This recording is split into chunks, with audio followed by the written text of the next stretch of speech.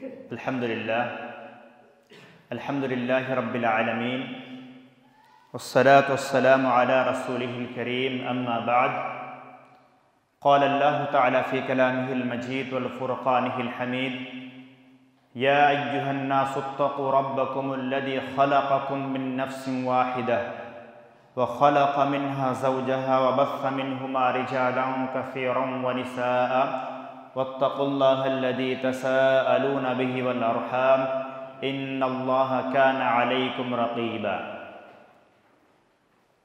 وقال النبي صلى الله عليه وسلم في الحديث المبارك لا يخلون رجل بامرأة إلا مع ذي محرم উপস্থিত শ্রদ্ধেয় সম্মানীয় মুসলিম সমাজ ও আমার সামনে বসে থাকা ইসলাম দরদি ভাই সকল, সর্বাগ্যে আমরা সে মহান কর্মময় রব্বুল আলামিনের প্রশংসা করি, কৃতজ্ঞতা জ্ঞাপন করি, শুকরিয়া আদায় করি যে মহান আল্লাহ রব্বুল আলামিন আমাদেরকে হাজারো ব্যস্ততার মাঝে এই পবিত্র জুমার দিনে এক পবিত্র উদ্দেশ্য নিয়ে এখানে জমায়েত হবার তৌফিক প্রদান করেছেন। আমরা সকলেই বলি আলহামদুলিল্লাহ। তারপরে পরে আমাদের শেষ নবী মুহাম্মদ সাল্লাল্লাহু আলাইহি ওয়াসাল্লাম, যে নবীর মাধ্যমে আমরা সব কিছু পেয়েছি, ঈমান পেয়েছি, জান্নাত বুঝতে পেরেছি, জাহান্নাম বুঝতে পেরেছি, যে নবীর মাধ্যমে আমরা হক এবং বাতিল বুঝতে পেরেছি, সত্য মিথ্যা আমাদের সামনে খুলে গেছে, সেই মহানবীর ওপরে, সেই মহামানবের ওপরে লাখো কোটি দরুদ ও শান্তির ধারা বর্ষিত হোক। আমরা সকলেই বলি আল্লাহুম্মা সাল্লি আলাইহি আল্লাহুম্মা বারিক আলাইহি। আজকে যে বিষয়টি নিয়ে আমি আপনাদের সামনে বলবো, সেই বিষয়টি খুব গুরুত্বপূর্ণ বিষয়। যদিও আপনারা এই বিষয়ে অনেক বক্তব্য এর আগে শুনেছেন, কিন্তু সে বিষয়ের বক্তব্য শোনা সত্ত্বেও আমার মনে হয় যে এই দিকটাতে কেউ কোনোদিন আলোচনা করেননি বা আলোচনা আপনাদের সামনে কোনোদিন করা হয়নি। বিষয়টা হলো কি? বিষয়টা হলো, আপনারা পরিবার সম্পর্কে এর আগে অনেকবার আলোচনা শুনেছেন। ইসলামে পরিবারের গুরুত্ব কি, পরিবারের মর্যাদা কতখানি, ইসলাম পরিবারের জন্য কি কি বলেছেন, পরিবারের গঠনের জন্য ইসলাম কত তাগিদ করেছেন, এরকম বক্তব্য আপনাদের এই নয়াবস্তিয়ার চ্যানেলে অনেকবার করা হয়েছে, এই জুমাতে অনেকবার দেওয়া হয়েছে।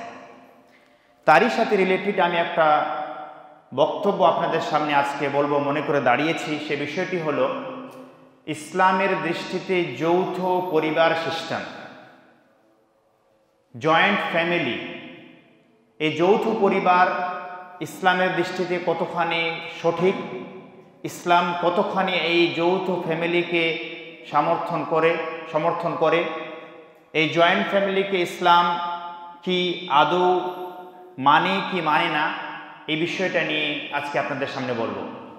আমরা যখন সমাজের দিকে তাকাই তখন দেখি যে আমাদের সমাজে মানুষ পারিবারিকভাবে দুইভাবে বিভক্ত হয়েছে। কিছু মানুষ পৃথকভাবে জীবনযাপন করে, বাবা তার ছেলেপেলেদেরকে বিবাহের পরে পৃথক করে দিয়েছে, এবার ছেলেপেলে নিজে ইনকাম করছে, নিজে বাড়ি করছে, আর সেই বাড়িতে নিজের ছেলেপেলেদের নিয়ে এসে আনন্দে পৃথকভাবে জীবন কাটাচ্ছে।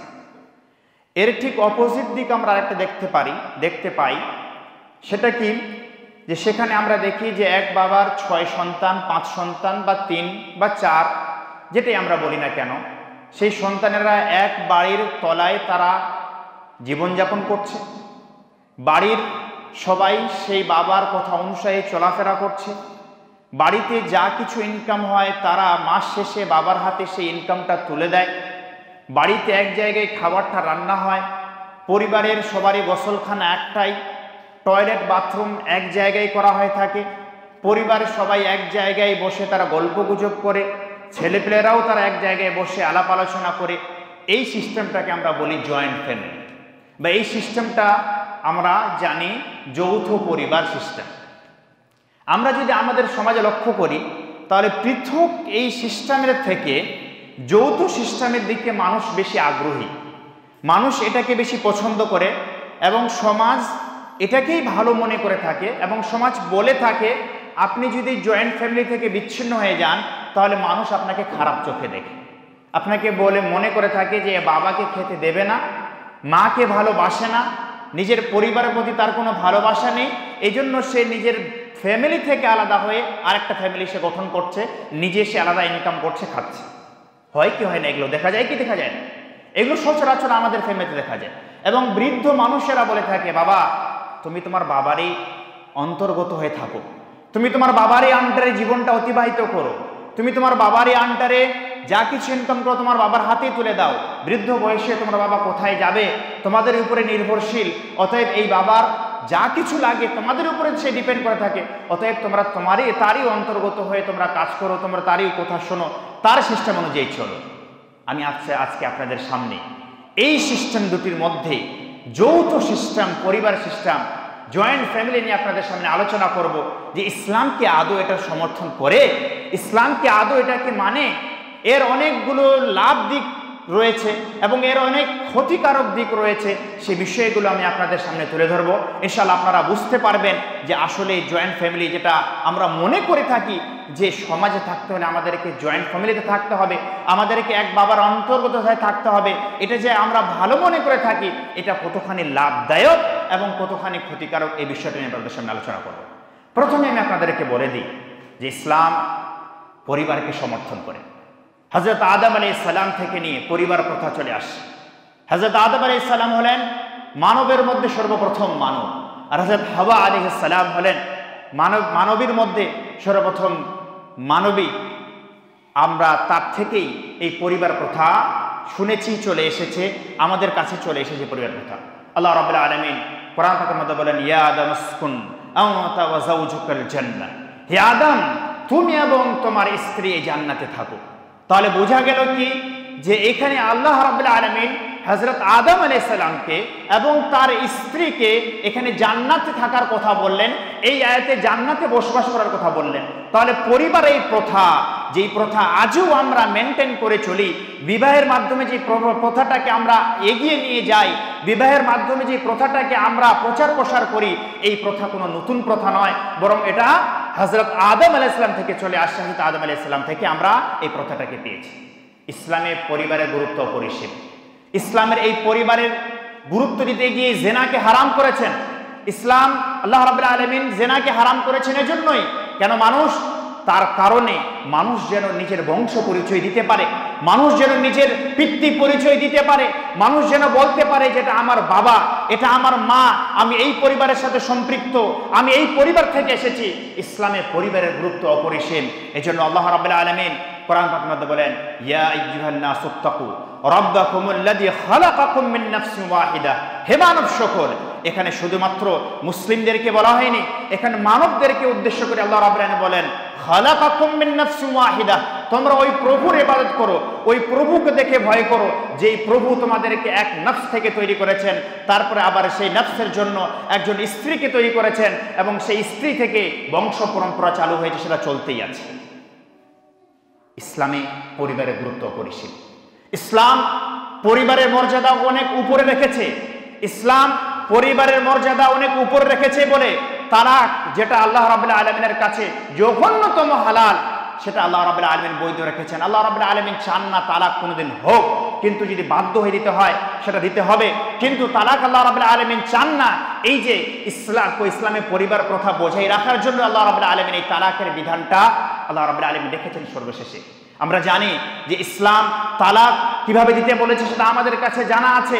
তালাক আমরা যখন সমাজে দিই তাহলে আমাদেরকে এই নিয়মটা একটু জানতে হবে, তাহলে আমরা বুঝতে পারবো ইসলামের সৌন্দর্য। ইসলাম কিভাবে চান একটা পরিবারকে রক্ষা করতে। ইসলাম চান যখন কোনো মানুষ, কোনো ব্যক্তি, কোনো নারীকে তালাক দেবে তার জন্য সময়সীমা হলো 3 মাস। ওই স্ত্রী তার বাড়িতেই থাকবে, তার বাড়িতেই থাকবে, উঠা বসা করবে, তার বাড়িতেই সমস্ত কিছু সে সময়টা অতিবাহিত করবে। 3 মাস তার কাছে সময়। 3 মাসের মধ্যে সে যদি মনে করে থাকে যে আমার স্ত্রীর কাছে আমি যে তাকে তালাক দিয়েছি, সে যদি নিজেকে মনে করে থাকে যে আমার স্ত্রীকে ফিরিয়ে নেওয়া উচিত, সে 3 মাসের মধ্যে ফিরিয়ে নেবে। ফিরিয়ে নিলে এই 3 মাসের মধ্যে ফিরে তার 1 তালাক হলো। আবার কোনোদিন তার ভুলবশত, কোনো কারণবশত সে নিজের স্ত্রীকে তালাক দিয়ে বসলো, কোনো কারণবশত সে নিজের স্ত্রীকে তালাক দিয়ে বসলো, আবার তার কাছে 3 মাসের সময়, 3 মাস তার কাছে সময় থাকবে তার স্ত্রীকে ফিরিয়ে নেবার। 3 মাস সময়, 3 মাসের মধ্যে সে যদি নিজের স্ত্রীকে ফিরিয়ে নেয় তাহলে ঠিক আছে, আর যদি ফিরিয়ে নেয় তাহলে সে আলাদা হয়ে যাবে। 3 মাসের মধ্যে তার স্ত্রীকে সে যদি ফিরিয়ে নেয় তাহলে 2য় তালাক হলো। 2য় তালাক দেওয়ার পরে এবার আবার কোনোদিন আপনার সমস্যা হলো, আপনি আপনার স্ত্রীকে তালাক দিলেন, তাহলে এই যে 3য় তালাক, এই 3টা তালাক 3 স্তরে আল্লাহ রাব্বুল আলামিন রেখেছেন। 3 তালাকের বিধান, এই যে একটা লম্বা সময় আল্লাহ রাব্বুল আলামিন আমাদের জন্য রেখেছেন, একটা লম্বা সময়। তালাকের যে তালাক হুট করে আমি মনে করলাম দিয়ে দিলাম, এটা নয়, বরং ইসলাম এই পরিবার প্রথাকে বোঝাই রাখার জন্য তালাকের এই বিধানটাকে ডিসটেন্স করেছে, লম্বা করেছে। ইসলামে পরিবারের গুরুত্ব অপরিসীম। আমি আসি আজকে আপনাদের সামনে তুলে ধরি যে যৌথ ফ্যামিলি যেটা আজকে আমাদের সমাজে দেখা যায়, সেই যৌথ ফ্যামিলির কি কি উপকারিতা এবং কি কি অপকারিতা সেটা আমি আপনাদের সামনে আগে তুলে ধরি। যৌথ ফ্যামিলির আগে আপনাদের সামনে অপকারিতা তুলে ধরি। আমরা যে এক বাবার অন্তর্গত হয়ে থাকি, এক বাবার বা এক বাড়ির ছায়ার নিচে থাকি, এর কি উপকারিতা তারকে আমরা দিই, তারা দিকটা আমরা একটু লক্ষ্য করি। কেন যে আমি আগে আপনাদেরকে বললাম এর কিছু উপকারিতা আছে, আর এর উপকারিতার থেকে অপকারিতা বেশি। কিভাবে? এর উপকারিতা আপনারা শুনুন। এর প্রথম উপকারিতা হলো যে আপনি যদি জয়েন্ট ফ্যামিলিতে থাকেন তাহলে আপনাদের মাঝে একতা থাকবে, আপনারা সবাই একত্রিত থাকতে পারবেন, আপনাদের একটা শক্তি হবে। আপনারা যখন 6 ভাই এক জায়গায় থাকবেন, এক বাবার অন্তর্গত থাকবেন, সমাজে আপনাদের একটা মর্যাদা থাকবে। মানুষ আপনাদের সঙ্গে ঝগড়াঝাটি করতে ভয় করবে, মানুষ আপনাদের সমাজে ভালো মর্যাদা দেবে, কেন যে আপনাদের শক্তি আছে, আপনাদের একতা আছে। আর একতাকে ইসলাম সাপোর্ট করে, একতাকে ইসলাম ভালোবাসে, একতাকে ইসলাম সমর্থন করে। আল্লাহ রাব্বুল আলামিন কোরআন পাকের মধ্যে বলেছেন ওয়াতাসিমু বিহাবলিল্লাহি জামিআন ওয়া লা তাফাররাকু, যে তোমরা আল্লাহ রাব্বুল আলামিনের রশিকে আঁকড়ে ধরো, ওয়া লা তাফাররাকু, তোমরা বিভক্ত হয়ে যেও না। এই আয়াত দ্বারা বোঝা গেল যে ইসলাম একতাকে সমর্থন করে। তাহলে আপনি জয়েন্ট ফ্যামিলিতে থাকলে আপনার প্রথম যেটা উপকার হবে যে আপনি একতা অর্জন করতে পারবেন, আপনার শক্তি হবে, আপনি শক্তি দিয়ে সমাজে একটা মর্যাদা করতে পারবেন। ইসলামে একতার মর্যাদা রয়েছে। আল্লাহ রাব্বুল আলামিনের নবী হাদিসের মধ্যে বলেন আল মুমিনু লিল মুমিনি কাল বুনিয়ান ইয়াশুদ্দু বা'দুহু বা'দা, একজন মুমিন আরেকজন মুমিনের জন্য হলো কাল বুনিয়ান, দেওয়াল স্বরূপ। ইয়াশুদ্দু বা'দুহু বা'দা, যে দেওয়াল এক ইট যেমন আরেক ইটকে দেওয়ালকে শক্ত করে, ঠিক এক মুমিন আরেক মুমিনকে শক্ত করে। অতএব এখানে আল্লাহ রাব্বুল আলামিনের নবী আমাদেরকে একতার কথা বললেন।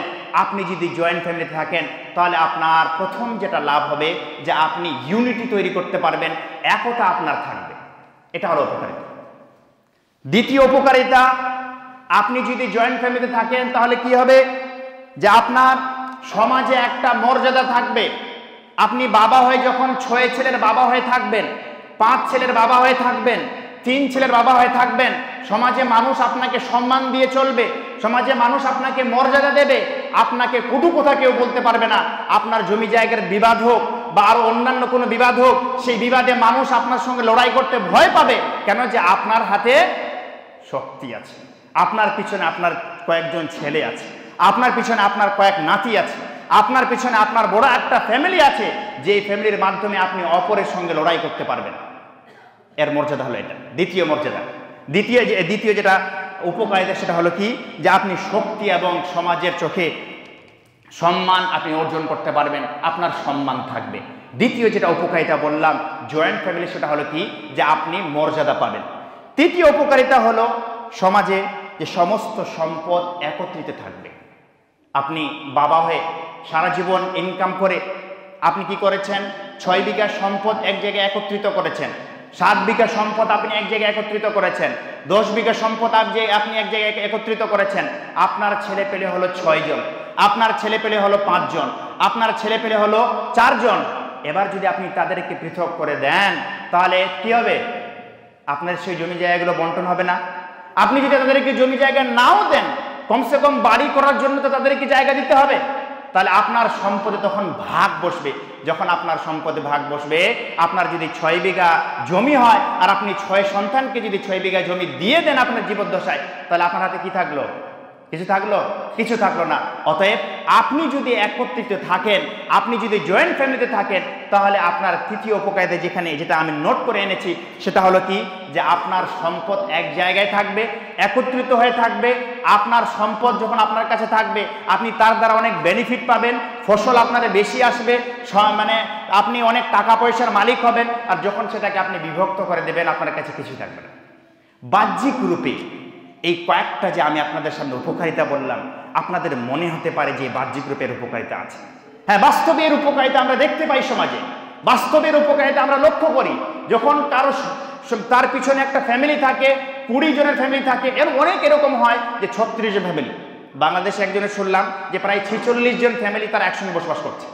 এরকমভাবে আর অন্যান্য জায়গায় দেখলাম যে 4 স্ত্রী, তার আবার অনেকগুলো ছেলে, তারা একভাবে অনেক ফ্যামিলি তারা কি করছে, এক জায়গায় বসবাস করছে। হ্যাঁ, আপনার তো বাহ্যিক রূপে মনে হতে পারে এগুলো উপকারিতা, কিন্তু আপনি যদি এর উপকারিতার দিকে লক্ষ্য করেন, তাহলে এর উপকারিতা অনেক বেশি, এর উপকারিতা অনেক বেশি। প্রথমে আমি আপনাদের সামনে উপকারিতা বর্ণনা করলাম, যাতে করে আপনারা বুঝতে পারেন যে এর উপকারিতা বেশি সেটা কোন দিক থেকে। এবার আমি আপনাদের সামনে অপকারিতাগুলো বর্ণনা করি। জয়েন্ট ফ্যামিলির যে অপকারিতা রয়েছে সেই অপকারিতাগুলো বর্ণনা করি। প্রথম যেটা অপকারিতা হলো জয়েন্ট ফ্যামিলির, সেটা হলো কি, যে মানুষ প্রত্যেকেই চায় নিজের প্রাইভেসি রক্ষা করতে। মানুষ নিজের চায় অনেক কিছু গোপন রাখতে। মানুষ নিজের চায় অনেক কিছু প্রকাশ না করতে, সে বাবার সামনে হোক, ভাইয়ের সামনে হোক, তারপরে নিজের আরো যে আত্মীয় স্বজন আছে তাদের সামনে হোক, নিজের চাচার সামনে হোক বা বড় আব্বার সামনে হোক। মানুষ চায় না যে তার প্রাইভেসি অন্য কেউ জেনে নিক, নিজের গোপন কথাগুলো অন্য কেউ জেনে নিক, নিজের গোপন যে কার্যকলাপগুলো রয়েছে সেগুলো মানুষ জেনে নিক। মানুষ সেটা চায় না। আপনার প্রথম যেটা ক্ষতি হবে জয়েন্ট ফ্যামিলির মধ্যে, আপনি আপনার প্রাইভেসি ধরে রাখতে পারবেন না, আপনি আপনার গোপন বিষয়গুলো ধরে রাখতে পারবেন না, আপনি আপনার স্ত্রীর সঙ্গে খুনসুটি আপনি ধরে রাখতে পারবেন না, আপনি আপনার স্ত্রীর সঙ্গে যে হাসি ঠাট্টা করবেন সেই সুযোগটা আপনি পাবেন না, আপনি আপনার স্ত্রীর সঙ্গে যে কৌতূহল করবেন, কথা বলবেন, আপনার স্ত্রীর সঙ্গে যে আপনি একটু ঠাট্টা করবেন, সেই ঠাট্টার আপনার সুযোগ হবে না। অথচ আমরা নবী করিম সাল্লাল্লাহু আলাইহি ওয়াসাল্লামের যখন জীবনী পড়ি, নবী করিম সাল্লাল্লাহু আলাইহি ওয়াসাল্লামের জীবনী যখন আমাদের সামনে থাকে, আমাদের সামনে আমরা দেখি যে হযরত আয়েশা রাদিয়াল্লাহু তাআলা আনহা নবী করিম সাল্লাল্লাহু আলাইহি ওয়াসাল্লামের সঙ্গে একই বারখানে গোসল করেছেন, ফরজ গোসল। নবী করিম সাল্লাল্লাহু আলাইহি ওয়াসাল্লামের হাদিসের মধ্যে বলেন, কুনতু আগতাসিলু, হযরত আয়েশা রাদিয়াল্লাহু তাআলা আনহা বলেন, কুনতু আগতাসিলু আনা ওয়া রাসূলুল্লাহ সাল্লাল্লাহু আলাইহি ওয়াসাল্লাম মিন ইনাইন ওয়াহিদ, যে আমি আর রাসূল আকরাম সাল্লাল্লাহু আলাইহি ওয়াসাল্লাম এক বারখানে আমরা গোসল করতাম, একটা একই জায়গাতে আমরা গোসল করতাম, একটা টবে আমরা গোসল করতাম। ও তাখতালিফু আইদুনা ফীহি মিনাল জানাবা, আর সেখানে এক হাত আমার হাত নবী করিম সাল্লাল্লাহু আলাইহি ওয়াসাল্লামের হাতকে স্পর্শ করত। তাহলে এই হাদিস থেকে স্পষ্ট কি হলো? এই হাদিস থেকে স্পষ্ট হলো যে নবী করিম সাল্লাল্লাহু আলাইহি ওয়াসাল্লাম হযরত আয়েশা রাদিয়াল্লাহু আনহার সঙ্গে একই সঙ্গে তিনি কি করতেন? গোসল করতেন।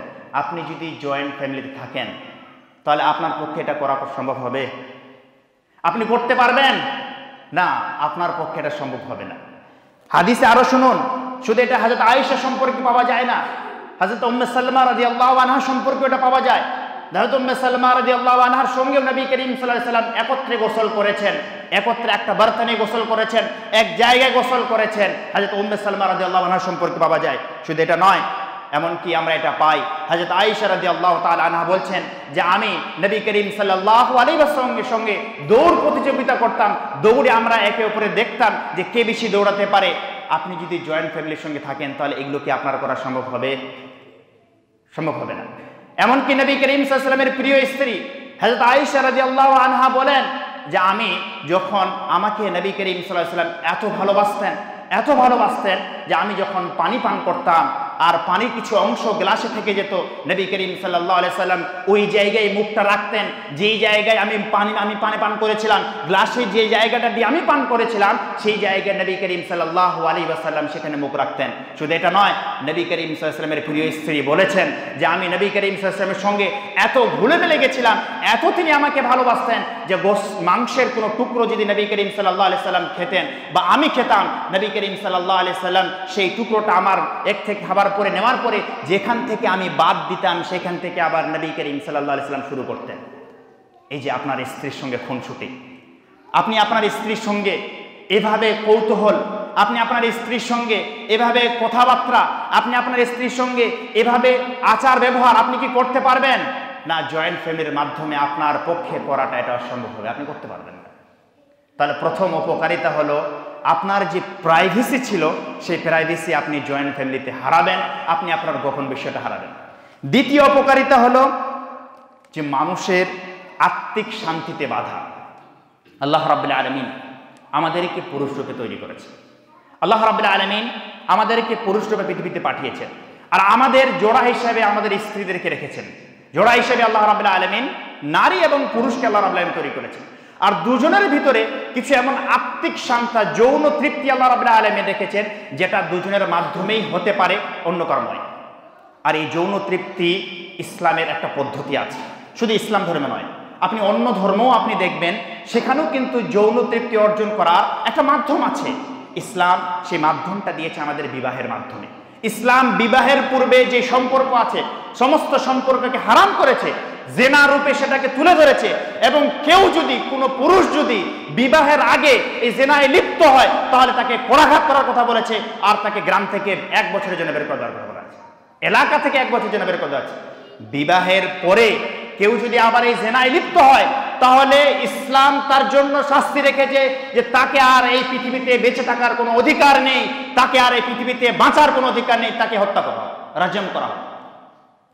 ইসলাম একদিকে যেমন জেনার দিক বাধা দিয়েছে, ইসলাম যেমন একদিকটা আমাদেরকে বলেছে রেস্ট্রিকশন যে জেনা করা যাবে না, অন্য কারো কাছে গিয়ে আমরা নিজের যৌন তৃপ্তি আমরা অর্জন করতে পারবো না, ঠিক সেরকম আমাদেরকে বিবাহের মাধ্যমে আমাদের যৌন তৃপ্তি অর্জন করার কথা বলেছে।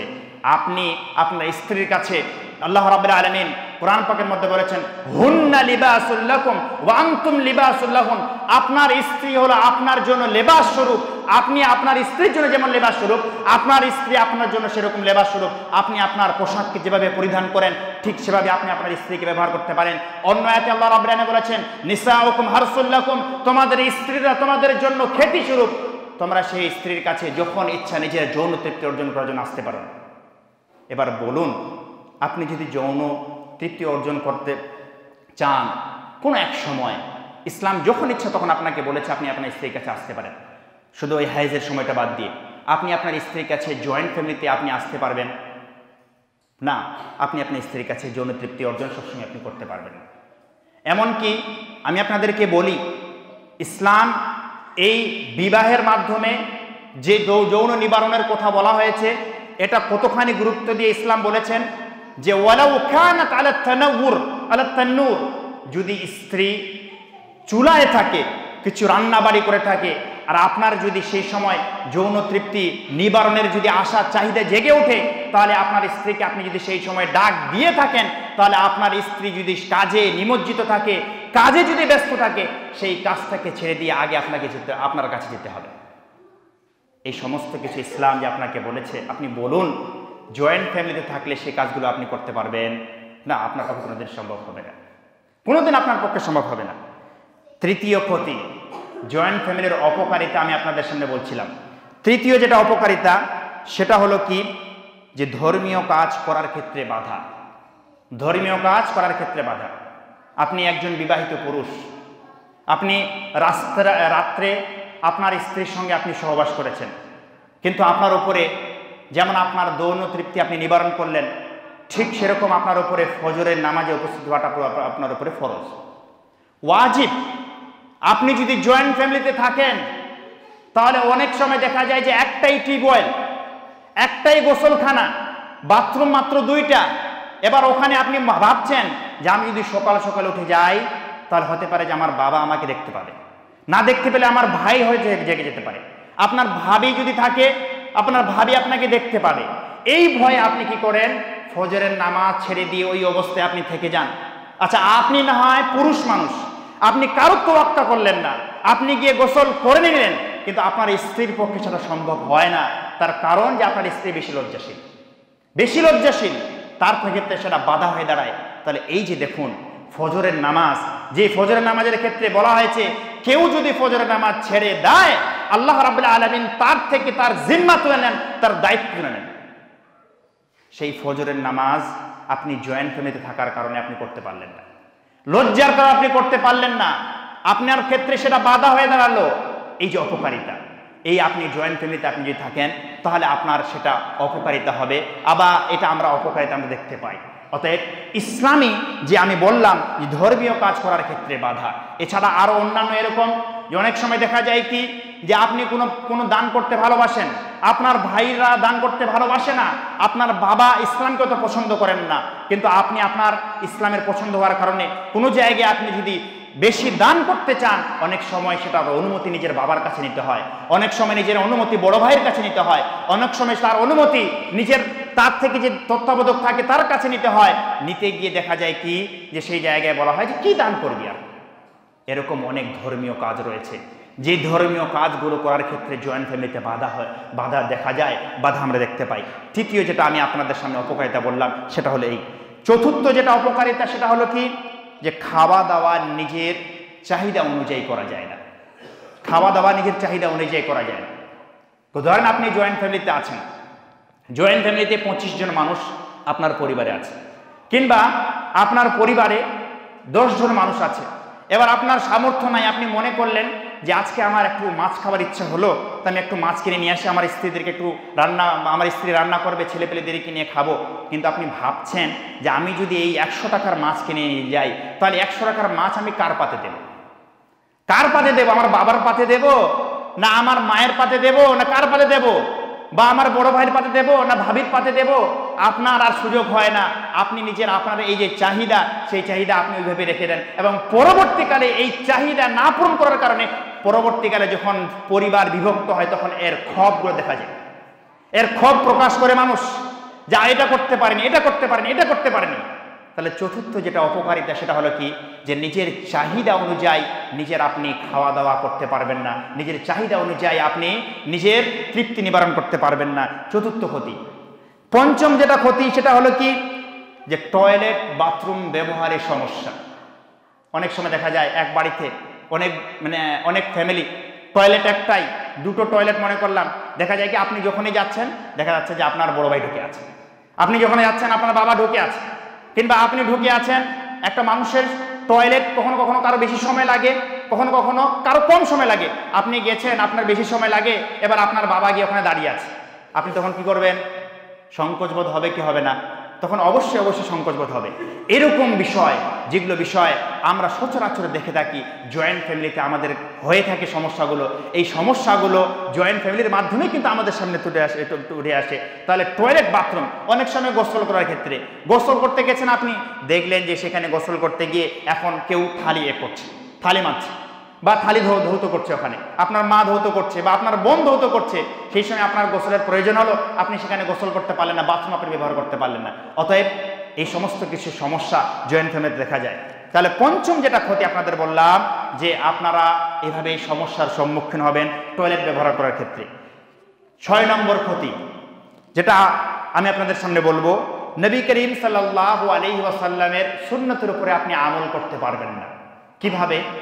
নবী করিম সাল্লাল্লাহু আলাইহি ওয়াসাল্লামের সুন্নত হলো, নবী করিম সাল্লাল্লাহু আলাইহি ওয়াসাল্লাম যখন বাড়িতে থাকতেন, নবী করিম সাল্লাল্লাহু আলাইহি ওয়াসাল্লাম যখন নিজের পরিবারের সঙ্গে সময়টা কাটাতেন, নবী করিম সাল্লাল্লাহু আলাইহি ওয়াসাল্লাম যখন স্ত্রীদের মাঝে থাকতেন, স্ত্রীদের ছোট ছোট কাজে তিনি সহযোগিতা করতেন, স্ত্রীদের ছোট ছোট কাজে তিনি সহযোগিতা করতেন। নবী করিম সাল্লাল্লাহু আলাইহি ওয়াসাল্লাম ছোট কাজেও কোনো বাধা দিতেন না, তিনি বলতেন না স্ত্রীদেরকে যে এই কাজটা করবো না। নবী করিম সাল্লাল্লাহু আলাইহি ওয়াসাল্লাম তাদের সহযোগিতা করতেন। হাদিসের মধ্যে পাওয়া যায় নবী করিম সাল্লাল্লাহু আলাইহি ওয়াসাল্লামের ক্ষেত্রে কানান নবী ইয়াকুনু ফি মিহনাতি আহলিহি, নবী করিম সাল্লাল্লাহু আলাইহি ওয়াসাল্লাম যখন বাড়িতে থাকতেন তাহলে বাড়িতে থাকাকালীন স্ত্রীদের ছোট ছোট কাজে তিনি হাত বাটাতেন বা হাত সহযোগিতা করতেন। আপনার স্ত্রীর আজকে প্রয়োজন পড়ে গেল একটু কাপড়, ছেলে পেলে ছোট ছেলে আছে, এবার তার মানে সে পায়খানা করে দিয়েছে। সেই সময় দেখা গেল কি যে আপনার স্ত্রী চুলাতে মাছ রান্না করছে, আপনি সেই সময় যদি চুলাতে এবার জয়েন্ট ফ্যামিলিতে যান চুলায় হাত দিতে, তাহলে আপনি কি বলবে মানুষ? তাহলে বলবে যে স্ত্রীর সে কি স্ত্রীর গোলাম হয়ে গেছে। জয়েন্ট ফ্যামিলিতে বলবে না? অনেকে এটা সমস্যা উঠে আসে। বা এরকম আপনি যদি স্ত্রীর কাজে সহযোগিতা করেন, স্ত্রীর সঙ্গে আপনি যদি ঘরে কোনো আলাপচারিতা করেন বসে বসে, তাহলে মানুষেরা আপনাকে খারাপ চোখে দেখবে, আপনাকে খারাপ চোখের দিকে তাকাবে, বা আপনার পরিবারে আপনি ছোট হয়ে যাবেন, এটা দেখা যায় সমস্যা। অতএব নবী করিম সাল্লাল্লাহু আলাইহি ওয়াসাল্লামের যে সুন্নাত, সেই সুন্নত পালনে আপনার বাধা হয়ে দাঁড়াবে, সেটা আপনি অনুভব করতে পারবেন। বা আমরা সমাজে আমরা অনুভব করি যে এই সমস্ত কিছু যেগুলো আমি কারণগুলো বললাম, সেটা আপনাদের সামনে একদম স্পষ্ট জল উদাহরণ। প্রত্যেকটা বাড়ি জয়েন্ট ফ্যামিলি আমরা যদি দেখি, তাহলে এটা আমরা এই সমস্যাগুলো দেখতে পাই। শুধু এটাই নয়, এর আরও অনেক উপকারিতা আছে। এর উপকারিতা হলো তারবিয়াতে আওলাদ। আপনি নিজের ছেলে পেলেদের নিজের চাহিদা অনুযায়ী বা নিজে যেভাবে চান সেভাবে আপনি আপনার ছেলে পেলেদের শিষ্টাচার আপনি নিতে পারবেন না। একটা ফ্যামিলিতে যখন 10টা ছেলে এক জায়গায় বড় হবে, 10টা ছেলের মধ্যে আপনার ছেলে যদি দুটো থাকে, আপনার বড় ভাইয়ের ছেলে যদি আরও থাকে, আপনার ছোট ভাইয়ের ছেলে যদি থাকে, বা আরও কয়েকটা যদি এরকম আপনার ভাইয়ের যদি ছেলে থাকে, তাহলে সেখানে দেখা যাবে কি যে আপনার ছেলেকে আপনি বাধা দিতে পারবেন না। আপনার ছেলে দেখা যাবে কি আপনার বড় ভাইয়ের ছেলে সে খেলা করছে, আপনার বড় ভাই যদি কোনো নোংরামি বা বড় ভাইয়ের ছেলে যদি কোনো খারাপ কাজ করে, কোনো খারাপ কাজে লিপ্ত হয়ে থাকে, পরবর্তী দেখা যায় কি যে তার এই খারাপ আচরণটা আপনার ছেলের ভিতরে চলে আসে। আপনার ওই মেজো ভাইয়ের যদি কেউ থাকে, তাহলে তার খারাপ আচরণটা আপনার ছেলের ভিতরে চলে আসছে। অতএব এই সমস্যাগুলো যে আপনি আপনার চাহিদা অনুযায়ী আপনার ছেলেকে আপনি লালন পালন করতে পারবেন না, তাদেরকে আপনি শিষ্টাচার করতে পারবেন না, তাদেরকে আপনি সঠিকভাবে লালিত পালিত করতে পারবেন না। আর কি ক্ষতি? আমি শুধু যেহেতু সময় বেশি হয়ে গেছে, এর আরও ক্ষতি হলো পরবর্তীতে হিংসা এবং বিদ্বেষ তৈরি হয়। দেখা যায় কি অনেক সময় যে আপনারা 4 ভাই কামাই করে করে বাবা মারা গেছেন, বড় ভাই পুরো পরিবারের হাল ধরেছে, পরিবারের সমস্ত কিছু দেখাশোনা বড় ভাই করে থাকে, বড় ভাইয়ের কথা অনুযায়ী পরিবার পরিচালিত হয়। আপনি ইনকাম করে আপনার বড় ভাইয়ের হাতে দেন, দেখা যায় কি অনেক সময় যে আপনার পরিবারে আপনি ইনকাম, আপনার বড় ভাই ইনকাম নিয়ে সে অট্টালিকা তৈরি করেছে, আপনার জন্য কিছুই রাখেনি। হয় না এগুলো? অনেক সময় হয় যে আপনার বড় ভাই নিয়ে কি করেছে, সে জমি করেছে, জায়গা কিনেছে, সব কিছু করেছে। যদি প্রথমে জিজ্ঞাসা করা হয় যে এগুলো কার জন্য করা আছে, বলে যে সবারই জন্য করছি, কিন্তু পরবর্তী দেখা যায় কি কাগজপাতি সে নিজের নামে সবকিছু করে রেখেছে। হিংসা বিদ্বেষ তৈরি হয়। তারপরে যখন দেখা যায় কি যখন পৃথকের সময় আসে, এক ভাই অপর ভাইয়ের সঙ্গে মারামারি করে, এক ভাই অপর ভাইকে মেনে নেয় না, ছোট ভাই বড় ভাইকে তুচ্ছ তাচ্ছিল্য করে, ছোট ভাই বড় ভাইয়ের বদনাম করে, বড় ভাই ছোট ভাইকে মারার জন্য প্রস্তুত হয়ে থাকে। এই সমস্ত কিছু জয়েন্ট ফ্যামিলিতে ফুটে আসে। জয়েন্ট ফ্যামিলিতে দেখা যায়, এমনকি এটাও দেখা যায় কি যে আপনি যখন এক করবেন, অনেক সময় সেই সম্পর্ক থাকে না, ভাই ভাইয়ের সম্পর্ক থাকে না, বা এমনকি যখন এক জায়গায় থাকে তখন দেখা যায় কি যে নিজের স্ত্রী নিয়েও কথাবার্তা তৈরি হয় এবং অনেক কথা তৈরি হয়। এগুলো সমস্ত কিছু জয়েন্ট ফ্যামিলির মাধ্যমে তুলে আসে। সব থেকে জয়েন্ট ফ্যামিলি যেটা বড় ক্ষতি, সেটা আমি শেষে বর্ণনা করছি। সেটা হলো কি যে পরিবার এক জায়গায় থাকলে আপনার স্ত্রীর পর্দা আপনি ঠিকভাবে তার যত্ন নিতে পারবেন না, আপনার স্ত্রীর পর্দা আপনি রক্ষা রাখতে পারবেন না, পর্দা রক্ষা রাখতে পারবেন না। জয়েন্ট ফ্যামিলিতে আপনি যখন থাকবেন, আপনার স্ত্রী আপনি বলবেন তাকে পর্দা করতে, কিন্তু বাড়ির ঘর থেকে বের হওয়া মাত্রই তো তার দেওয়ারের সঙ্গে তার দেখা, ঘর থেকে বের হওয়া মাত্রই সে তার একের সঙ্গে দেখা, সমস্ত কিছু তার পদে পদে তাকে কারো না কারো এরকম সম্মুখীন হতে হবে। কিভাবে আপনার স্ত্রী তার পর্দা রক্ষা রাখবে? জয়েন্ট ফ্যামিলি থাকলে কিন্তু পর্দা রক্ষা করা অসম্ভব হয়ে যায়। আপনি জোর করে যে তাকে বলেন, তার পক্ষে অসম্ভব হয়ে যাবে। ঘরে মানুষ, নিজের বাড়িতে মানুষ একটু স্বাধীনতা না পাবে তো কোথায় পাবে? অথচ আমরা জানি যে ইসলামে পর্দার বিধান অপরিসীম। ইসলাম পর্দাটাকে ওয়াজিব করেছে, ইসলাম পর্দার বিধান মানতে বাধ্য করেছে। ইসলাম বলেছে যে পর্দা যদি কেউ না করে তাহলে সেই ইসলামের পঙ্খানুপঙ্খভাবে মানলো না, ইসলাম সে সঠিকভাবে পালন করলো না। নবী করিম সাল্লাল্লাহু আলাইহি সাল্লাম এরকম আপনাদেরকে বলি, নবী করিম সাল্লাল্লাহু আলাইহি সাল্লাম হাদিসের মধ্যে বলেছেন, ইয়্যাকুম আদ-দুখুলা ফিন নিসা ক্বালা রাজুলুন মিনাল আনসার আরাআইতা আল-হামওয়া। নবী করিম সাল্লাল্লাহু আলাইহি সাল্লাম একদিন বলেন যে হে আমার সাহাবারা, তোমরা মহিলাদের কাছে প্রবেশ হওয়া থেকে বিরত থাকো, তোমরা মহিলাদের কাছে যেও না, একাকিত্ব গ্রহণ করো না। নবী করিম সাল্লাল্লাহু আলাইহি সাল্লাম এই কথা যখন বললেন, তখন নবী করিম সাল্লাল্লাহু আলাইহি সাল্লামকে আনসারদের মধ্যে একজন সাহাবী জিজ্ঞাসা করলেন, আরাআইতা আল-হামওয়া ইয়া রাসূলুল্লাহ, হে আল্লাহর রাসূল, দেওর সম্পর্কে আপনার কি হুকুম? দেওর সম্পর্কে কি হুকুম? তারা তো এক বাড়িতে থাকে, তারে ওর সম্পর্কে কি হুকুম? নবী করিম সাল্লাল্লাহু আলাইহি ওয়াসাল্লাম যে কথাটা বলেছেন সেটা সবারই জন্য শিক্ষণীয়। নবী করিম সাল্লাল্লাহু আলাইহি ওয়াসাল্লাম বলেন, আল হামু ওয়াল মউত, আল হামু ওয়াল মউত, আল হামু ওয়াল মউত। দেবর হলো মৃত্যুর ন্যায়, দেবর হলো মৃত্যুর ন্যায়। অতএব যেভাবে মৃত্যু থেকে তুমি নিজেকে বাঁচানোর চেষ্টা করো, ঠিক সেভাবে তুমি নিজেকে দেবর থেকে বাঁচিয়ে রাখো। আপনি যদি জয়েন্ট ফ্যামিলিতে থাকেন তাহলে সেটা কি সম্ভব হবে? পর্দার কি আপনি রক্ষা রাখতে পারবেন? না, আপনি পর্দা রক্ষা রাখতে পারবেন না, আপনার পক্ষে সেটা সম্ভব হবে না। শুধু এই আয়াতে নয়, অনেক এরকম কোরআনে কারীমের আয়াত এবং নবী করিম সাল্লাল্লাহু আলাইহি ওয়াসাল্লাম হাদিসে আমাদের সামনে তুলে ধরেছেন যে আমরা কিভাবে পর্দার আমরা সংরক্ষণ করব, কিভাবে আমাদের উপরে পর্দার বিধানটা কি, সেগুলো নবী করিম সাল্লাল্লাহু আলাইহি ওয়াসাল্লাম হাদিসের মধ্যে বলেছেন। আমরা যদি সেই জয়েন্ট ফ্যামিলিতে থাকি তাহলে আমাদের পক্ষে এই সমস্যাগুলো দাঁড়াবে। এই সমস্যাগুলো আমাদের সমাজে আমরা দেখতে পাই, এই সমস্যাগুলো আমাদের সমাজে আমাদের কাছে ফুটে ওঠে। এবার একটা প্রশ্ন আমি আপনাদেরকে করি, একটা প্রশ্ন আমি আপনাদের সামনে রেখে দিই। অনেক সময় সেই প্রশ্নটা কিন্তু করা হয় যখন আমরা বলি যে ইসলাম কোনো কিছুতেই বলেননি, না বলেছেন জয়েন্ট ফ্যামিলি করার কথা, না পৃথক করার কথা। এই বিষয়ে ইসলাম কিছু বলেননি যে না এটা হারাম, এটা হালাল, কিছুই বলেননি। কিন্তু উপকারিতা এবং অপকারিতার দিক থেকে লক্ষ্য রেখে আমরা বুঝতেই পারছি যে ইসলাম কোনটাকে সমর্থন করছে, ইসলাম কোনটাকে বেশি ফলো করছে, ইসলাম কোনটাকে মানছে, সেটা আমাদের সামনে স্পষ্ট হয়েই গেল এর অপকারিতা এবং উপকারিতা দেখার পরে। এর অপকারিতা আমরা দেখলাম যে অনেক বেশি, উপকারিতা কম। প্রশ্নটা হলো এটা, অনেক সময় যখন আমরা বলি যে ভাই জয়েন্ট ফ্যামিলিতে থাকার থেকে পৃথক ফ্যামিলি থাকাটা অনেক ভালো, তখন দেখা যায় কি প্রশ্ন করে তাহলে মা বাবার কি হবে? তখন প্রশ্ন করা হয় যে মা বাবার কি হবে। এখানে আপনাদেরকে বলি যে দেখুন, মা বাবার সেবা যত্ন করা এটা অন্তরের কাজ। যার ভিতরে যত মা বাবার প্রতি ভালোবাসা হবে তার মা বাবাকে সেবা যত্ন করার আগ্রহ তত বাড়বে। আপনি যদি জয়েন্ট ফ্যামিলিতে থাকেন তাহলে দেখা যায় কি যে জয়েন্ট ফ্যামিলি থাকার পরেও এক ছেলে বলে যে তুই সেবা কর, আরেক ছেলে তুই সেবা যত্ন কর, আরেক ছেলে বলে তুই সেবা যত্ন কর। এভাবে দেখা যায় কি যে জয়েন্ট ফ্যামিলি থাকার পরেও পিতামাতা অবহেলিত হয়, অনেক ছেলে দেখা যায়। আবার আপনি যদি পৃথকও থাকেন, অনেক ছেলে দেখা যায় কি পৃথক থাকার পরেও সে মা বাবাকে তারা ডিভাইড করে নিয়েছে, ডিভাইড করার পরে তারা সঠিকভাবে মা বাবার সেবা যত্ন করছে। তাহলে মা বাবার দেখাশোনার পুরোপুরি যেটা আপনার সঙ্গে সম্পৃক্ত সেটা হলো অন্তরের সাথে। আপনি আপনার মা বাবাকে কিভাবে ভালোবাসেন সেটা আপনার অন্তর বলবে। আপনি আপনার অন্তরকে জিজ্ঞাসা করুন, তাহলে আপনার কাছে সেটা পরিষ্কার হবে।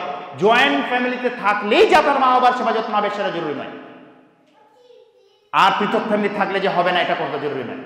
অতএব মা বাবার সেবা যত্ন করার জন্য জয়েন্ট ফ্যামিলি আর পৃথক ফ্যামিলির বাহানা নয়।